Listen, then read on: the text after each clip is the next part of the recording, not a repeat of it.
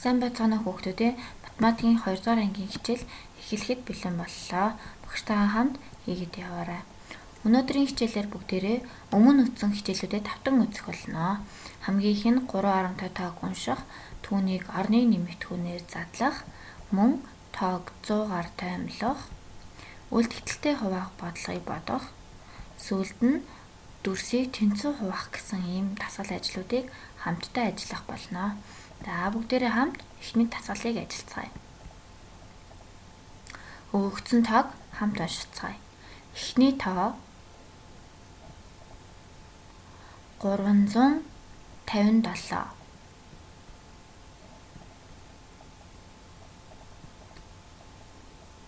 Дөрвөнзөн 91. Дараагийн тоо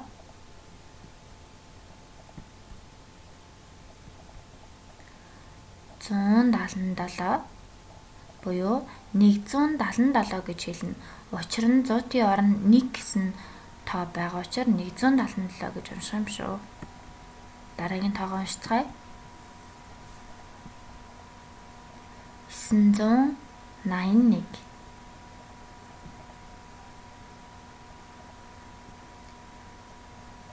Долоонзөн 4.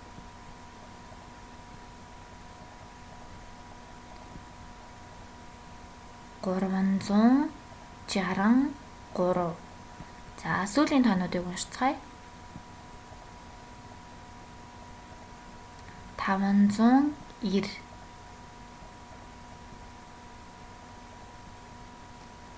716.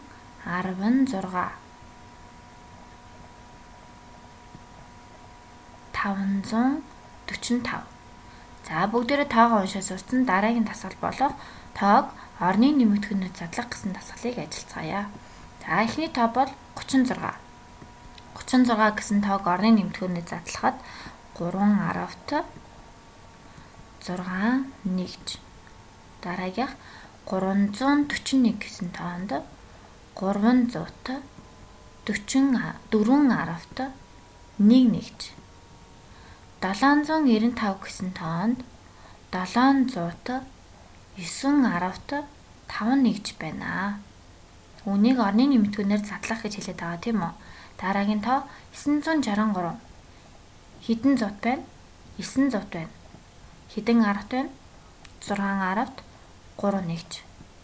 Дараагийн тоо 400-т 8 нэгж маань хэдэн тоо болох вэ? Энэ бол 408 гэсэн тоо болно. Учир нь арвтын оронд тэг цифр байгаа учраас арвтын оронд байхгүй наа гэж ойлгож байна. За 600-т 7 арвт 4 нэгж нь 674 гэсэн тоо болно. Дараагийн тоо 900-т 8 арвт. Үүнийг ажиллахаараа нэгжийн орон байхгүй байна. Тэгвэл энэ нь 980 гэсэн тоо өснө. За багш нь танад орны нэмэгдэхүүнээр задлаарай гэх юм бол энэ дасгалыг бодоод санаад дахин үзэж агаад дасгалуудаа ажиллана гэсэн үг. Дараагийн дасгал бол тоог 100-аар тоймлох. Үүн дээр нэгэн багшийн зааж байгаа бичлэгийг та нарт би үзүүлье. Та нар харин анхааралтай сайн үзээрэй. За энд бидэнд 152, 137, 245, 354 гэсэн тоонуудыг 100-ийн орноор тоймлох даалгавар өгсөн байна. За өөрөөр хэлэх юм бол эдгээр тоонуудыг хамгийн ойрхон 100-ийн үржүүрт шилжүүлнэ гэсэн үг юм. За эдгээрийг нэг нэгээр нь тоймолцгоё. За тэгэхээр бүгдээрээ тоон шилвэнэ энэчээ зуръя. За би 100-100-аар нь тэмдэглэсэн байгаа. Миний энд тэмдэглэсэн бол 100, 200, 300, 400 бол 100-ийн үржүүрүүд. За цааш нь үргэлжлүүлээд бас зурж болно тийм ээ. Тэгэхээр би 500, 600 гэд цааш нь явж болно. За харин одоо бүгдээрээ 152-аас эхлэе. За 152 хаана байрлах вэ хүүхдүүдээ? За тэгэхээр хагас нь 150 чинь. Тэгэхээр 152 бол үүний жаахан баруун талд байрлана тийм ээ. Тэгэхээр 152 маань энэ байна. Бидэнд одоо хоёр сонголт байгаа. Бид үүнийг дээш нь тоймлож болно. За 152-оос их 100-ийн үржүүр болох 200, 152-оос бага 100-ийн үржүүр бол 100. За тэгэхээр бүгдээрээ хаашаа тоймлох вэ? 200 руу тоймлох уу эсвэл 100 руу тоймлох уу? Хэрвээ хамгийн ойр 100-д тоймлох юм бол энэ оронг харах хэрэгтэй. За энэ оронг харах хэрэгтэй гэхээр бид арвтын оронг харж 100-ийн аль үржүүр байгааг харах болно. За бидний тоймлох дүрэн бол маш энгийн. За 10-ын орноор таймлахдаа төстэй ер нь бол ямар ч орноор таймлсан бид баруун тишээ 1 орон харна. За энэ тохиолдолд 10-ын орон гэсэн үг. За 10-ын орон нь 5 буюу түүнээс их байх юм бол дээшээ таймлна. Харин энэ нь 5 байгаа учраас 200-оор таймлна гэсэн үг. За бүгдээрээ таймлцгаая. 152-ыг бүгдээ 200-оор таймлна. За 152 бол 200-оор арай ойрхон гэсэн үг байх нь шүү дээ.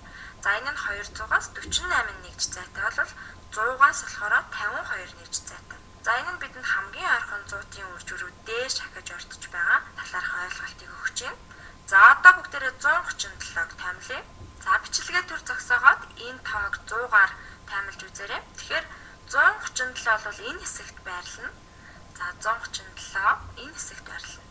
Бидэнд хоёр сонголт байна. Бид үүнийг 100 руу таймлж болно. Энэ бол 137-оос бага 100-ийн үржүүр. За эсвэл бид үүнийг 200 руу таймлаж болно. Тэгэхээр 137 мэдээж хэрэг 100-д ойрхон байгаа нь харагдаж байна тийм ээ. Тэгэхээр бид дөрмөө баримтлан хамгийн ойрхон 100 таймлах юм бол за нэгийн тооны хажууд байгаа 10-ын оронг харах хэрэгтэй. Тэгэхээр 10-ын орон руу бүгдээр анхаарлаа хандуулъя. Хэрвээ 10-ын орон 5 буюу түүнээс их бол дээшөө таймлна. Харин 5-аас бага бол доошоо таймлна. Энэ тохиолдолд бид 100 руу буюу доошоо таймлна. За 245-ыг үүнтэй яг адилаар хийцгээе. За бичлэгээ төр зогсоогоод өөрийнхөө бодож үзээрэй. За үүнийг өөрөө бие дааж хийх нь үнэхээр чухал шүү. За тэгэхээр 245-ыг хаашаа таймлахыг олцгоё. Энд 250 байна. Тэгэхээр 245 бол яг хажууханд нь байгаа. За энд байгаа маань. Одоо дөрмөө баримтлах юм бол хамгийн ойрхон 100 руу таймлах гэж байгаа бол юг анзаарах хэрэгтэй вэ гэхээр баруунаасаа 2 дахь орон буюу 10-ын орон руу харцгаая. За тэгэхээр 10-ын орон маань 4 байна тийм ээ. Тэгэхээр эн чинь 5 буюу түүнээс их бол бид бүгдээрээ дээшээ таймлна гэж ярьсан. Харин 5-аас бага байх юм бол доошоо таймлна. Тэгэхээр бид үүнийг доошоо таймлах нь ойлгомжтой байна тийм ээ. За бид үүнийг таймлахдаа 245-аас бага 100-ийн үржүүрөө таймлна. Тэгэхээр бид доошоо таймлаад 200 дээр ирнэ гэсэн. Гэтэ бидэнд бол 2 сонголт байсан. Хэрвээ бид дээшээ таймлсан бол 300 дээр ирэх байсан. Харин доошоо таймлаад 200 дээр ирнэ. За энэ нь үнэндээ бол 200-тай ойрхон байгаа нь илт харагдчих шүү дээ. За энэ нь бас дөрвөнтэй нийцж байгаа хэсгийг бүгдээр харж болно л доо. Энд байгаа 10-ын орон бол 4 байна. 10-ын орон нь 4. За бид үүнийг доошоо таймлна. За одоо тэгвэл бүгдээрээ 354-ыг таймлая. За энэ ч 350 байгаа. 354 бол үүний хажууханд нь байна. Хэрвээ бүгдээрээ доошоо таймлах юм бол 300 дээр ирнэ. Харин дээшээ таймлавал 400 дээр ирнэ. За дөрмөө барьцгаая. За тоон шулуун дээр байрлуулах юм бол үүний хамгийн ойрхон 100-ийн үржүүрийг олж олно. За хэрвээ хамгийн ойр 100-ийн үржүүр таймлах юм бол энд байгаа 10-ын оронг харах хэрэгтэй. Хэрвээ 10-ын орон 5 буюу түүнээс их болвол дээшээ таймлна. Энэ нь 5-аас их байгаа болохоор 400 руу таймлна гэсэн үг. За эндээс нэг зүйлийг анзаарах юм бол бидний хэрэглэж байгаа дүрм бол маш чухал. Хэрвээ 350-ын баруун талд байвал энэ 5 руу харах хэрэгтэй болно гэсэн үг. За мөн дээшээ таймлна. Тэгээд 354 бол 300-аас илүү 400-д орох юм байна. Энэ нь 300-аас 54-ийн нэг зайтай бол 400-аас 46 нэгжийн зайтай байх нэ. Тиймээс бид нар үүнийг бол 400 руу дараагийн тасгалбал үлдэгдэлтэй хуваах. Бодлого хамт уншигчдээ бөмбөгийг 2-2-оор нь багцлаад тохирох бичиглэлийг хийгээрэй. За эдгээр та нийт хэдэн бөмбөгийн тоолъё? 1, 2, 3, 4, 5, 6, 7 бөмбөг байна. Үүнийг 2-2-оор нь багцлана. За тэгвэл бодолт нь яаж бодох вэ гэхээр 7 бөмбөгийг 2-2-оор нь хуваахад 3 хэсэг болсон. Тэгтэл цаана нь 1 илүү үлдсэн бол энэ үлдэгдэл 1 гарч байна гэсэн үг. Дараагийн бодлого харцгаая. Зургийг ажиглаад зураглал тохирох бичлэгийг хийгээрэй. За хамт цэцгийг тоолоорой хүүхдүүдээ. 1, 2, 3, 4, 5, 6, 7, 8, 9, 10, 11, 12, 13. Нийт 13 цэцэг байна. 13 цэцгийг 5-5-аар нь багцлсан байна. Тэгтэл 2 хэсэг болсон бол цаана нь 3 үлдэж байна. Тэгвэл 13-ыг 5 хуваах юм бол 2 гараад 3 үлдэгдэж байна гэж бодох нь байна. За энэ өгүүлбэртэй бодлогыг хамтдаа бодорой хүүхдүүдээ. Ээж дэлгүүрээс 5 хүүхдийн дархлааг сайжруулахаар 11 ширхэг зөв аарц авчээ. Түүнийгээ хүүхдүүдтэй тэнцүү тоогоор өгсөн бол нэг хүүхдэд хэдэн зөв аарц оногдсон бэ? За тэгэхээр ээж дэлгүүрээс 5 хүүхэдтэйгээ аарц авсан тийм үү? Хэдэн аарц авсан бэлээ? 11 ширхэг зөв аарц авсан. За түүнийг хүүхдүүдтэй тэнцүү тоогоор хувааж өгсөн.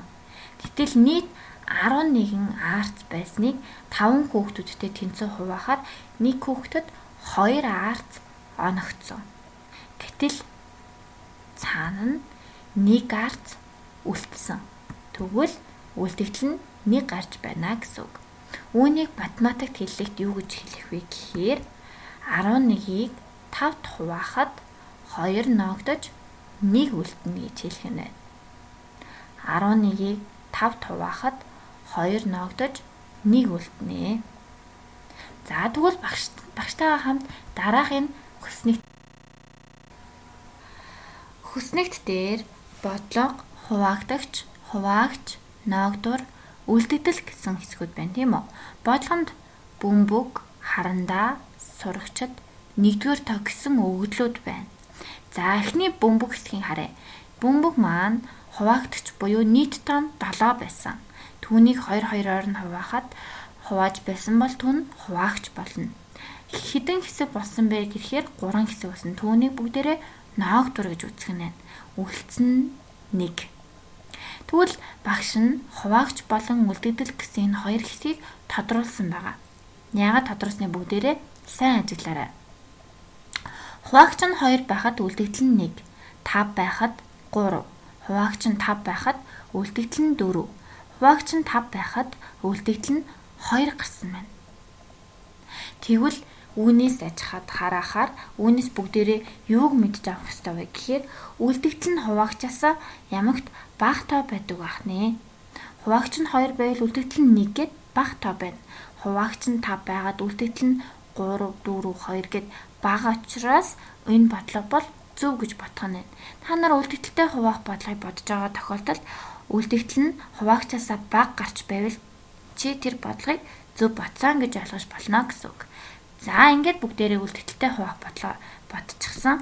Дараагийн дасгал болох дүрсийг тэнцүү хуваах гэсэн дасгал руу орцгоё. За бүгдээрээ дүрсийн хэсгүүд дээр нэгэн дасгал ажлыг хийцгээе. Хагас ба дөрвний нэгийг үздцгээе.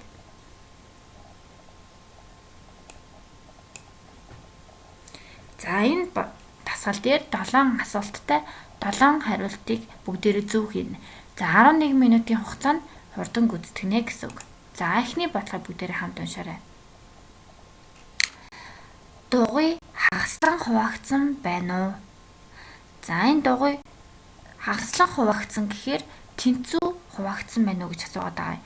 Тэгэхээр энэ их болон бага хэсэгтэй байгаа учраас үгүй байна. Зөв байна. За дараагийн асуулт руу оръё. Аль зурагт тэгш өнцөгт хагаслан хуваагдсан байна вэ? За энд 3 хэсэг болон хуваагдсан. Дараагийн хэсэгт 2 хэсэг болсон байна. Дараагийнх дээр 2 хэсэг болсон ч их болон бага байна. Мөн сүүлийнх дээр 2 хэсэг хуваагдсан ч их болон бага байна. За тэгвэл хариулт нь аль нь өгдөө те? Дахиад бүгдээрээ асуулт уншъя. Аль зурагт тэгш өнцөгт хагаслан хуваагдсан байна вэ? Хагаслан гэдэг нь яг хуваагдсан хэсгийг болоод байгаа. Тэгвэл 2 дугаар хариулт маань байх нэ. Шалгацгаая. Зөв байна. За одоо 5 асуулт үлдлээ. Дараагийн асуулт руу орцгоё. Аль зурагт дугуйг дөрөвний хэсгүүдэд хуваасныг харуулсан бэ? Нэг хариултыг сонго. Эхнийх маань 1, 2, 3, 4 хэсэг хуваагдсан байна. Дараагийнх нь 2 хэсэг, дараагийнх 1, 2, 3, 4 хэсэг. Сүүлийнх нь 1, 2, 3 хэсэг байна. Тэгэхээр хариултаа харахаар бүгдээрээ 4 хэсэгт хуваагдсан 2 хувилбар байна.